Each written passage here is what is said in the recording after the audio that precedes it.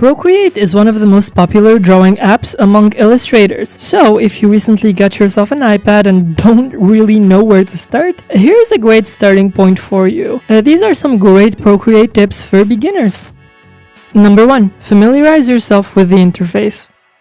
This should go without saying, but it is imperative to know as someone starting out with a new program to be at least aware of what the program does and where the different tools are located. Thankfully, Procreate is very simple and minimalist design-wise. This video by the Visual Planner explains Procreate very well. But to cut a long story short, most of the interface is occupied by the drawing area. You have your standard menus on the top left portion, including things like the standard actions, such as importing as well as adjustments and the selection tool. On the top right, you have your drawing tools in Layers panel, Color Wheel, Brushes, Eraser, and Smudger. And on the left, you also have your size and opacity manipulators, as well as the undo and redo buttons. Pretty simple, isn't it? Number 2. Familiarize yourself with gestures.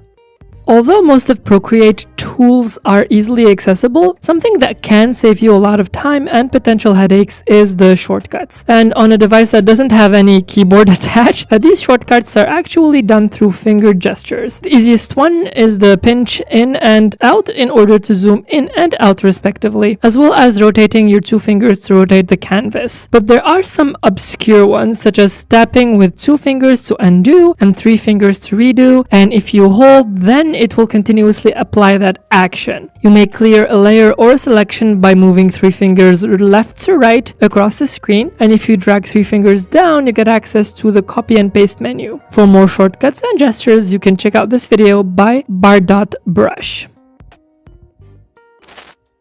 Number 3. Get familiar with layers.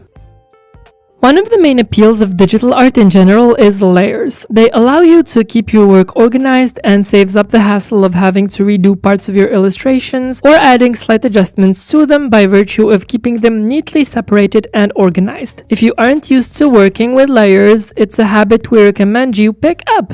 Since you can adjust the opacity of each layer, aka altering their transparency for example, you can use these to separate the multiple steps of your sketching process. But one of the layer's greatest assets is that you can change their blending mode, making them perfect for adding special effects. Multiply, for example, is perfect for adding shadows to add into your piece. Screen and color dodge are perfect for adding lighting effects, while color is great for colorizing your grayscale images or checking the values of your colored images. Play around and figure out which combination of effect layers you like the best. Number 4. Organize your color palettes.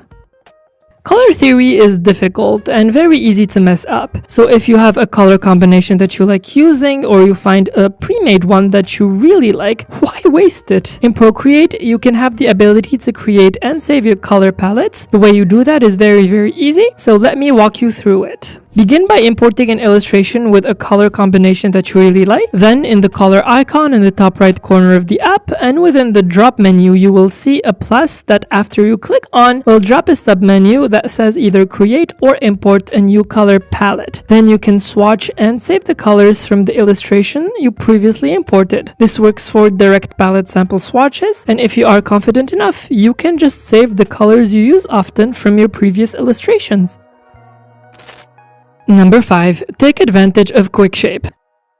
Everyone knows how hard drawing a straight line is, and don't even get me started about circles, and if the shape has any more complex, big pass on that, thank you. Thankfully again, Procreate has what is referred to as quick shape, which you can take a mess of a scribble and turn it into a perfectly drawn out shape. This is achieved by simply drawing out the shape and holding the tip of your pen on the canvas. The app will recognize that you wanted to draw a clean shape and will automatically fix it for you. Now there are many ways you can mess around and many features you can alter as well, and this is a tutorial by Ghost Pepper that will walk you through everything you need to know to familiarize yourself with this tool.